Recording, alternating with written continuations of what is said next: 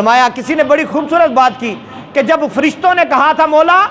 تیرا سجدہ کرنے کو ہم ہیں نا بندے کیوں بناتے ہو، یہ اللہ یہ آدم کو کیوں پیدا کر رہا ہے تو، اے مولا ہم ہیں نا سجدہ کرنے والے، ہم ہیں نا رکوع کرنے والے، ہم ہیں نا تیرے ایک بارگاہ میں قیام کرنے والے۔ فرمایا اللہ نے بلا کر کہا کہ آج سارے سجدے جمع کر لینا تو حسین کے سجدے کی زکوٰۃ بھی نہیں نکلتی کہ جو حسین نے سجدہ کر کے دکھایا ہے، جو حسین نے حق ادا کر کے دکھایا ہے۔ امام علی مقام رضی اللہ تعالیٰ عنہ نے وہاں پر اپنی جان دے دی، لیکن ہمیشہ ہمیشہ کے لیے حق کی راہ کے چلنے والوں کا سر فخر سے بلند کر دیا، فخر سے اونچا کر دیا۔ وہ گاندھی اعلیٰ دشمن ہے ہمارا، لیکن اس نے بھی کہا تھا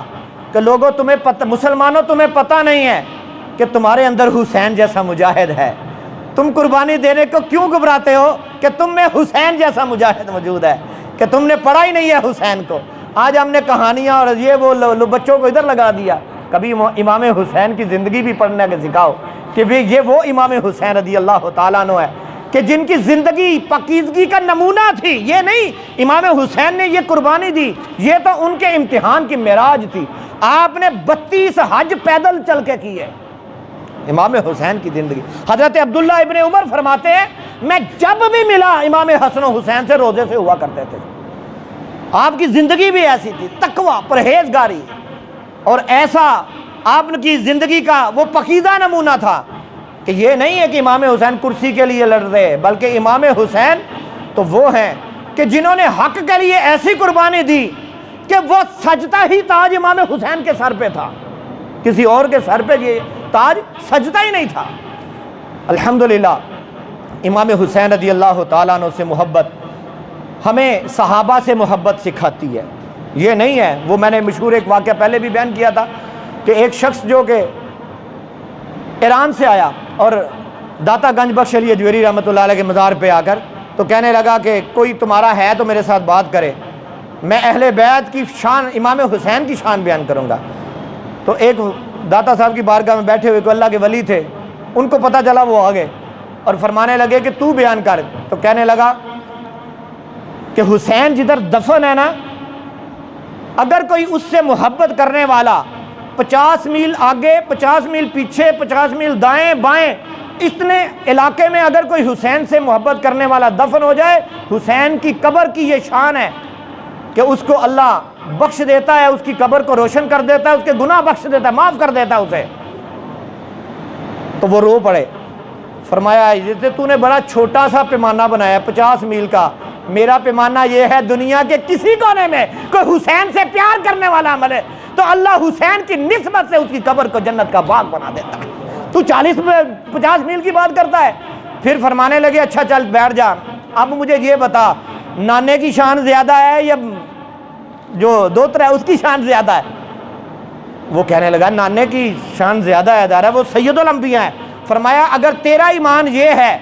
امام حسین کی جہاں قبر مبارک ہے اس کے 50 میل آگے پیچھے دائیں بائیں کوئی دفن ہو جائے تو اس کی قبر کو اللہ جنت کا باغ بنا دیتا ہے، تو جو نانا جان کی قبر کے اندر عمر اور ابو بکر صدیق دفن ہے ان کی شان کا کیا عالم ہوگا، ان کے مرتبے کا کیا عالم ہوگا۔ حسین سے محبت کسی صحابی سے بغض نہیں سکھاتی ہے، حسین سے محبت ابو بکر سے محبت سکھاتی ہے، حسین کی محبت عمر سے محبت سکھاتی ہے، حسین کی محبت عثمان غنی سے محبت سکھاتی ہے۔ یہ علی کا طریقہ ہے، انہوں نے اپنے بیٹوں کے نام اپنے یاروں کے نام پہ رکھے تھے، اور یہ جو جن کے نام ابو بکر ہے، صدیق ہے، جن کے نام فاروق ہے، جس کا نام عثمان ہے، وہ حضرت امام علی مقام کے ساتھ میدان کرب و بلا میں دائیں بائیں کھڑے ہو کر جانے دے رہے ہیں۔ تم نے کیا تماشا بنا لیا ہے؟ کوئی حسین کی محبت میں صحابہ کے بارے میں زبان کھولتا ہے، کوئی صحابہ کی محبت میں معاذ اللہ اہل بیت کے بارے میں بات کرتے ہیں۔ الحمدللہ ہمیں حسین سے پیار ہے، انشاءاللہ ہمارا بیڑا پار ہے۔ ہمیں ابو بکر عمر عثمان سے پیار ہے، انشاءاللہ ہمارا بیڑا پار ہے۔ الحمدللہ 10 محرم 9 محرم کو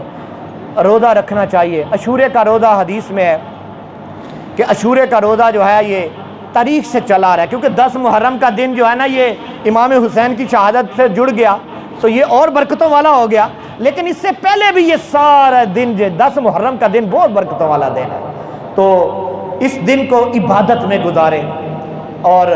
میں کہوں گا امام حسین کی جو لڑائی ہوئی تھی نا جی یزید سے، آپ نے ایلیگیشن لگایا تھا کہ یہ گانے سنتا ہے، یہ گانے سنتا ہے۔ آج حسینی کیا کرتے ہیں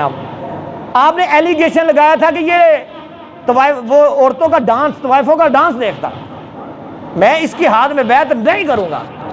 آج حسین کے ماننے والوں کو کیا ہو گیا؟ جب راجہ داہر پر وہ محمد بن قاسم آیا نا، 17 سال کا نوجوان تھا، ادھر آ کے اس نے پڑاؤ ڈال دیا،